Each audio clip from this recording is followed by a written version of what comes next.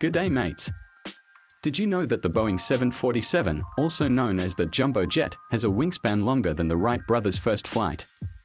Back in 1903, the Wright brothers' flyer took off with a wingspan of about 12 meters, 40 feet, while the mighty Boeing 747 can spread its wings up to a whopping 68 meters, 224 feet. Talk about a sky-high upgrade in aviation tech since those early days. From 12 to 68 meters, that's one giant leap for wingspan kind.